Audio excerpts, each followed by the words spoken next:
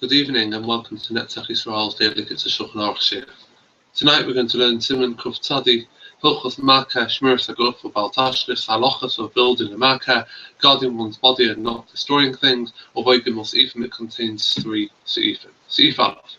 Mitzvah Saseh Lases Makah Legagoi. There is a mitzvah in the Torah, a positive commandment, to create a fence, a barrier for one's roof. Shenamar, as it says in the Pasuk, and you shall make a marker, a fence for your roof. The height of this fence, of this gate, cannot be less than 10 tefachim, so at least a meter high. And it needs to be strong enough that a person can lean on it with all of their weight and they won't fall. So it's a preventative fence to stop someone from falling off the roof. But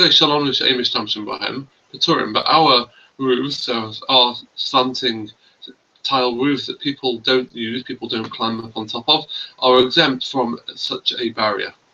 However, it's not the roof alone that is obligated with a fence. But rather anything that is potentially dangerous, that someone can suffer from, it can be life-threatening injuries, is obligated with a marker, with a barrier, or something to fix it. And anyone who leaves this item in their house without a marker, bottom mitzvah saseh, has both transgressed a positive commandment, and they've also transgressed a negative commandment, that says in the Pasuk, and you shall not place blood in your house. So for example, someone who has a pit, such as a well, inside their courtyard, in their garden,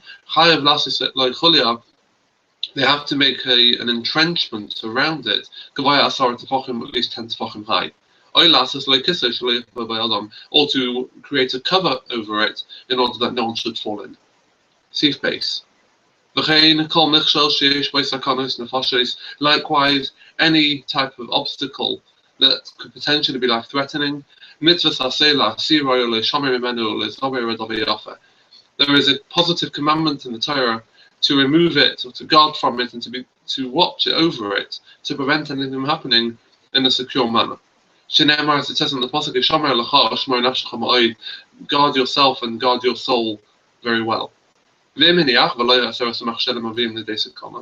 if one left it and one didn't remove these obstacles that are potentially dangerous, one has both transgressed a positive commandment and transgressed the avera of not to place blood. For example, in Sulam Ra'ua, if one has a broken ladder lying around or standing in one's house or one's courtyard,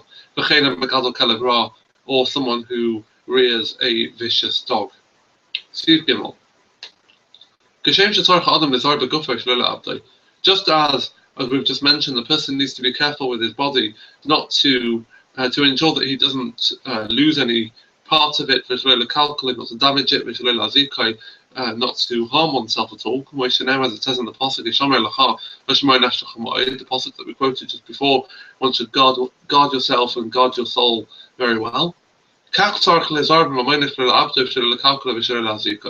So too, one needs to guard one's money, one's monetary possessions, to ensure that none of it gets lost, there's no damage or harm comes to it. So anyone who smashes, who purposely breaks any containers, any plates, for example, that they have, or kireh beged, or they tear their clothes. Obviously, we're not talking about when halacha dictates it. For example, one sees a temple mount, or one sitting shiva le'aleinu, or one destroys food or drink, or spoils it, or one throws money away, or anyone who ruins something which would be fitting to benefit other people. In any of these cases, one has transgressed an avera of the Torah, Shenemar, as it says, we're going there, that one shouldn't destroy its trees, etc. Thank you for watching. Have a good day.